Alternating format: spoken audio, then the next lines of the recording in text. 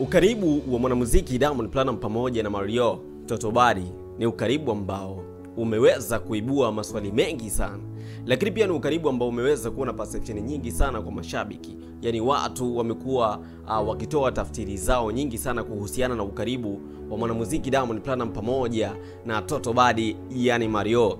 Tunajua kwamba Mario ni moja katika wasanii ambao wanafanya poa sana, lakini pia ni moja katika wasanii ambao ni tishio kubwa sana kwenye industry ya muziki wa Tanzania.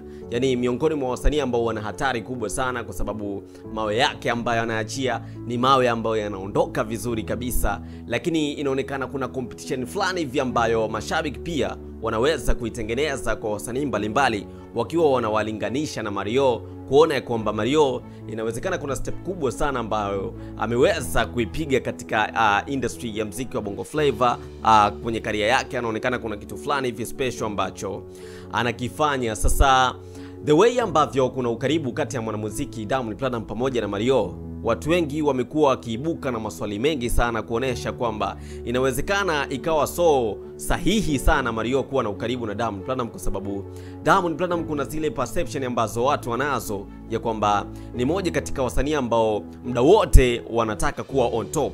Yani ni moja katika wasanii ambao wanapenda kuwa namba moja siku zote.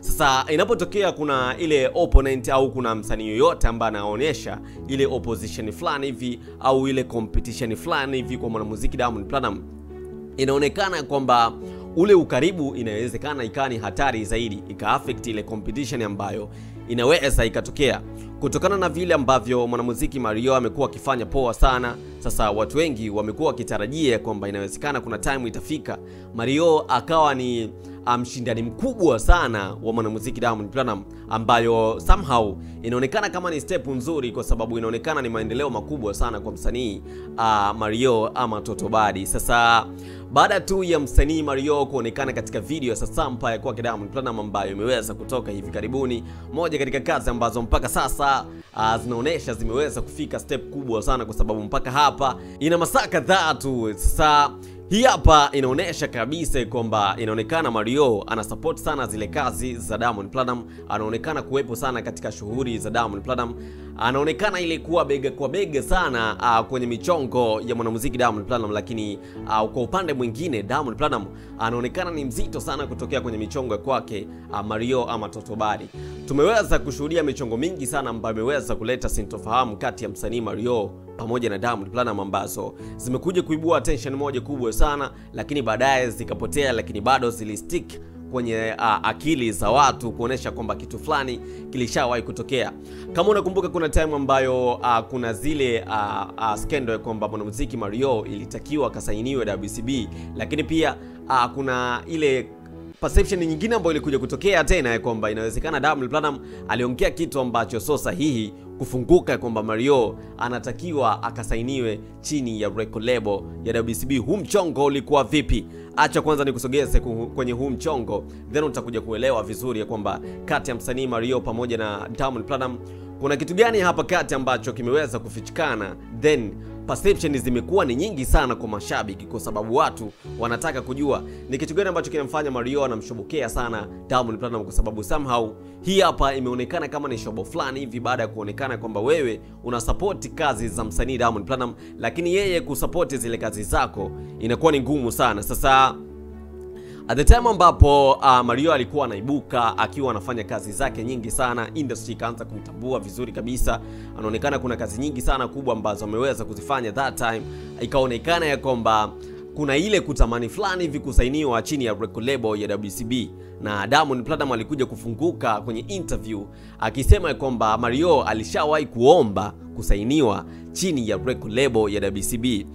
Moja katika vitu ambavyo wasanii wengi sana wanatamani, moja katika vitu ambavyo katika industry ya muziki wa Bongo Flava kuna wasanii wengi sana ambao wameweza kupiga step kubwa baada tu ya kusainiwa chini ya record label ya WCB, wakina Harmonize, wakina Rayvanny, wakina Zuchu, wakina Mbosso, karibia ile top 5 ya wasanii wakubwa zaidi Tanzania utakuta WCB imeweza kujia pale kati. Sasa hiki hapa ni moja katika vitu ambavyo inaonekana kwa the way ambavyo Diamond Platnumz aliweza kufunguka kwamba Mario alikuwa anatamani kujiunga na record label ya WCB at the time ambapo alikuwa anafanya poa sana, yani alikuwa na upepo moja mzito sana. Lakini hapo kuna zile perception za mashabiki ya kwamba inaonekana msanii akiwa anafanya vizuri tu, akiwa anaonekana na upepo mkali, basi Diamond Platnumz anataka tu kumsaini katika record label yake ya WCB ili tu kuweza kumzima, ili tu asiweze kumzidi. Na hiki kitu tuliweza kukishuhudia kwa mwanamuziki Aslay baada ya kuonekana kwamba ameweza kutoa zile back to back za ngoma kali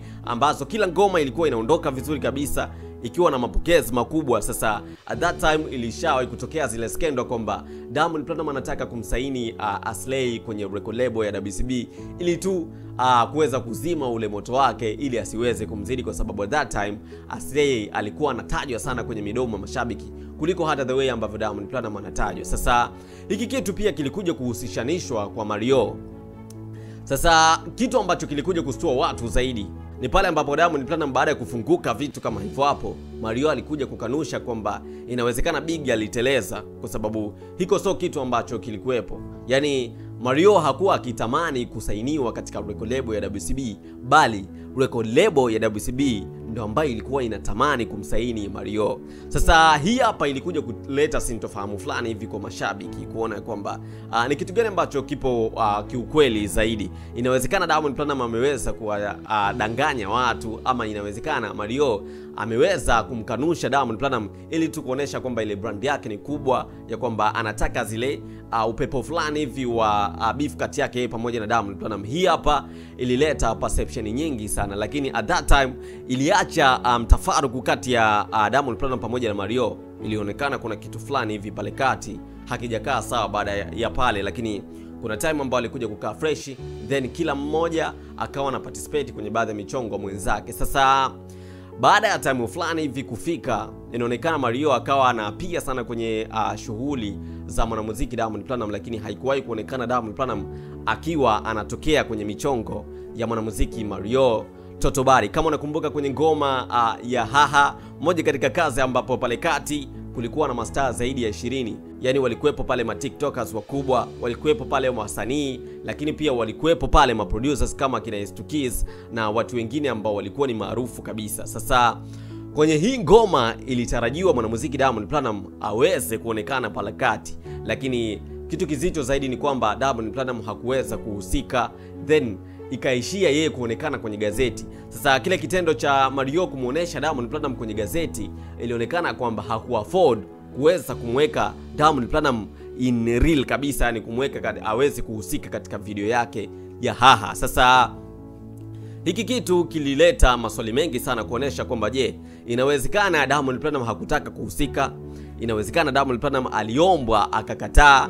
Inawezekana Mario hakutaka kumuhusisha Diamond Platnumz kwa ukweli kabisa kumweka katika video yake? Ama inawezekana hakuweza kuafford gharama ya kuweza kumweka Mario, gharama ya kuweza kumweka Diamond Platnumz pale kati? Sasa haya maswali yote hayakuwa na majibu, lakini baadaye tu ilikuja kuonekana mwanamuziki Mario akiwa anahusika kwenye ngoma Sasampa ya kwake Diamond Platnumz. Na before hapo kuna clip fulani vya ambayo iliweza kutembea kwenye mitandao ya kijamii kimuonesha Diamond Platnumz akiwa anawasema vijana kuhusiana na michongo fulani hivi ya siasa na masuala fulani hivi ya utafutaji. Sasa kwenye ile clip alionekana mwanamuziki Mario kwenye ile gari, lakini hakuweza kuongea chochote. Moja katika vitu ambavyo vilimnusuru, yani ni kama kumweka fulani hivi kwenye mazingira mazuri, kwa sababu angeweza kuongea kitu chochote kwenye ile clip inaonekana ingekuwa mbaya zaidi. Lakini kwenye ile clip alikuwepo mwanamuziki Mario, alikuwepo mwanamuziki Diamond Platnumz, alikuwepo Ommy Dimpoz.